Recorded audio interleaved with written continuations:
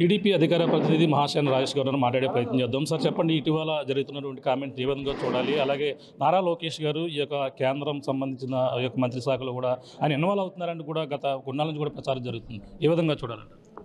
Sir, నిజానికి YCP అంటేనే fake ప్రచారాల factory. అది ఈరోజు జరిగిన సంఘటనని ఎవరో ఒక హిందీ జర్నలిస్ట్ గారు ఆయన అడిగారు, అవును లోకేష్ గారు ఏ కెపాసిటీతో ఆయన చేస్తున్నారు అన్నది. దానికి మా పార్టీ అధికార ప్రతినిధి గారు క్లియర్గా చెప్పారండి అక్కడ. కానీ వైసీపీ దాన్ని తీసుకుని వచ్చి ఇదిగో లోకేష్ గారు కేంద్ర ప్రభుత్వ శాఖల్లో కూడా ఇన్వాల్వ్ అయిపోతున్నారు, ఆయనకి ఏ హక్కు ఉంది, ఆయనకి ఏ అధికారం ఉంది అన్నారు. ఏమండి, ఈ రోజున ఈ రాష్ట్రానికి 3 కేంద్ర మంత్రి పదవులు వచ్చాయంటే దానికి కారణం, దానిలో ముఖ్య పాత్ర నారా లోకేష్ గారిదండి.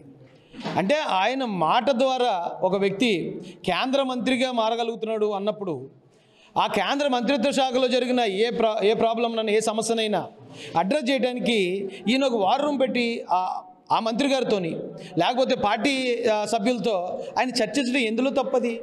ఇప్పుడు ఆ కేంద్ర విమానయాన శాఖ అనే దాన్ని తెలుగుదేశం పార్టీకి మోడీ గారు కేటాయించారు.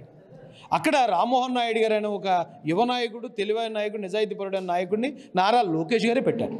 పెట్టినప్పుడు ఖచ్చితంగా దాని మీద బాధ్యత తీసుకోవాల్సిన ఆవశ్యకత నారా లోకేష్ గారి మీద ఉంటుంది కదా. అప్పుడు మోడీ గారు కూడా ఏమంటే ఇక విమానయాన శాఖ మీకే ఇచ్చాం తెలుగుదేశం పార్టీకి, దాని మీద లోకేష్ గారు మీరు ఏం చర్యలు తీసుకున్నారు ఏంటని అడిగే అవకాశం కూడా ఉంది కదా.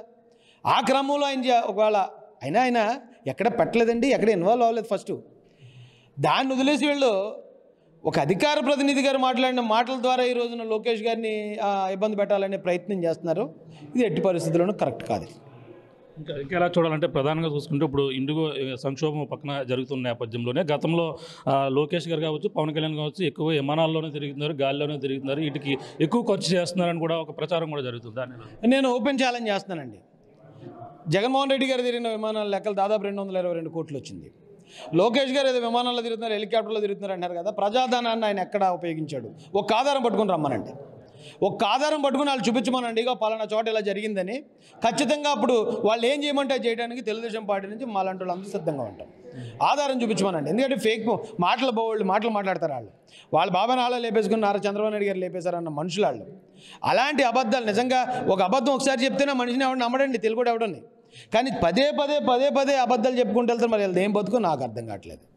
మెగా పేరెంట్స్ మీటింగ్ పెట్టి ఆ యొక్క మీటింగ్లోనే చిన్నపిల్లలు ఏదైతే విద్యార్థులకి రాజకీయాలు మాట్లాడుతూ జగన్ గారిపై ఆ యొక్క భాషలు దుర్భాషలు ఆడుతున్నారని కూడా చెప్పుకొస్తున్నారు.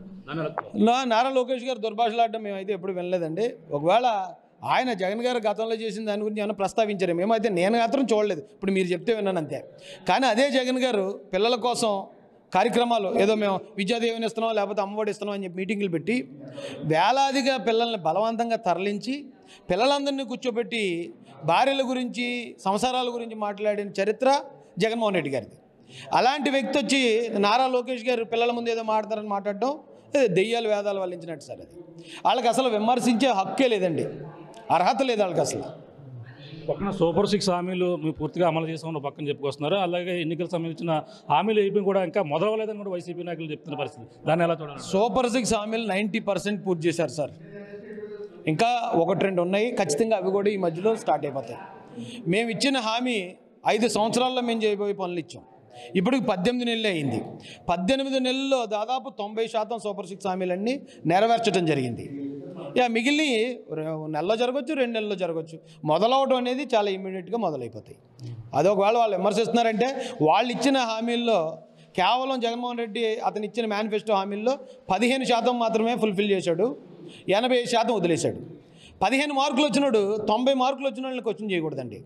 తెలుగుదేశం పార్టీ 90% సూపర్ 6 హామీలు నెరవేర్చారు. అందుకే ఈ రోజున ప్రజలు చాలా హ్యాపీగా ఉన్నారు. ఇప్పుడు జగన్మోహన్ రెడ్డి హయాంలో ప్రజలు రోడ్డు ఎక్కేవారు, గవర్నమెంట్ అధికారులు రోడ్డు ఎక్కేవారు, టీచర్స్ రోడ్డు ఎక్కేవారు. మరి ఈ రోజున వాళ్ళందరూ ఇబ్బంది పడుతున్నారని ఫేక్ ప్రచారం చేస్తున్నారు తప్ప ప్రజలందరూ హ్యాపీగానే ఉన్నారండి. ఇప్పుడు ప్రభుత్వ మెడికల్ కాలేజీని ప్రైవేటీకరణ చేసేందుకు ఒక పక్కన ఆ ఉద్యమం కోటి సంతకాల సేకరణ చేస్తూ వైసీపీ పక్కన ఉద్యమం చేపడుతుంది. దానిపై ప్రజల నుంచి స్పందన బాగుందని కూడా చెప్పుకొస్తున్నారు. దీన్ని ఎట్టి పరిస్థితుల్లో కూడా అవనీకరణ చేస్తామని కూడా వాళ్ళు చెప్తున్నారు. ఇప్పుడు చంద్రబాబు నాయుడు గారు ఏది చేసినా ఖచ్చితంగా అందులో ప్రజాశ్రేయస్సు ఉంటుంది.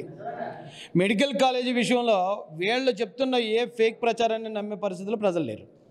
ఆయన 17 కాలేజీలు తీసుకొచ్చారన్నారు. ఏదండి ఒక కాలేజీని చూపించమనండి, రెడీ అయ్యి రన్ అవుతున్న కాలేజీని. ఆయన 5 సంవత్సరాలు పట్టింది పునాదులు వేయడానికి. ఆయన చేసినట్టే చేయాలంటే ఖచ్చితంగా 15 సంవత్సరాలు 20 సంవత్సరాలు పడుతుంది ఇది జరగాలంటే. అందుకని చంద్రబాబు నాయుడు గారు ప్రైవేట్ పార్ట్నర్షిప్ అండి, ప్రైవేట్ పార్ట్నర్షిప్తో అది ఒక ఆల్మోస్ట్ ఒక లీజ్ లాంటిది. 30 సంవత్సరాల తర్వాత అది మళ్ళీ గవర్నమెంట్ ఆస్తులు అవుతాయి. ఈ 30 సంవత్సరాల్లో గవర్నమెంట్ సపోర్ట్తో ప్రైవేట్ వాళ్ళ దీంతో ఇమ్మీడియట్గా స్టార్ట్ అయితే జగన్మోహన్ రెడ్డి గారు లేకపోతే గవర్నమెంట్ ఇప్పుడు దాకా ఉన్న గవర్నమెంట్ కాలేజీల కన్నా కూడా దాదాపు 200 మెడికల్ సీట్లు ఎక్కువ వస్తున్నాయి దీనిలో. మెడికల్ కాలేజీలు ఆయన ప్రైవేట్ చేసేస్తున్నాడు, ప్రైవేట్ వాళ్ళకి అమ్మేస్తున్నాడు అని చెప్తున్నారు. ఇదే మెడికల్ కాలేజీల్లో ఇప్పుడు చంద్రబాబు నాయుడు గారి మోడల్లో ముందుకెళ్తే మల్టీ స్పెషాలిటీ సర్వీసులు కూడా పేదలకు ఫ్రీగా అందించబడుతుంది. ఇప్పటి వరకు మనం ఒక ఆరోగ్యశ్రీలో ఒక ఆపరేషన్ చేయించుకోవాలి సార్, ఎవరు చేయించుకుంటున్నారండి గవర్నమెంట్ హాస్పిటల్లో? అందరూ కూడా అపోలోకి వెళ్ళిపోవాలి, లేకపోతే ఇంకో పెద్ద హాస్పిటల్లోకి వెళ్ళాలని చూస్తున్నారు కదా. ఇక్కడ కూడా మల్టీ స్పెషాలిటీ సేవలు పేద ప్రజలకి ఫ్రీగా అందించబడతాయి. ఇంకా అది ఏమీ చూడకుండా ఇక ప్రైవేట్ చేసేస్తున్నారు, అమ్మేస్తున్నారని చెప్పి ప్రజల్ని భయాందోళనకు గురి చేస్తున్నారు, ప్రజల్ని తప్పుదారి పట్టిస్తున్నారు. అంటే ఇలా అన్ని ఫేక్ ప్రచారాలే. ఆ ఫేక్ ప్రచారాల్లో ఇదో ఫేక్ ప్రచారం. ఇక ఏది లేక సాకు మేము 1 కోటి మందితో సంతకాలు పెట్టేస్తున్నావు, 2 కోట్ల మంది ఏమని పెట్టెత్తున్నావు నువ్వు సంతకాలు? ఏం చెప్పి పెట్టెత్తున్నావు? ఎవరా 2 కోట్ల మంది? ఎవరు ఎక్కడున్నారు నీకు? వాళ్ళు పెడుతున్నారా, దొంగ సంతకాలు పెడుతున్నారు, ఎవరికి తెలుసు? వాళ్ళు ఇచ్చే సంతకాలు చూపిస్తారండి. అంతా కూడా ఫేక్ ఫేక్ ఫేక్.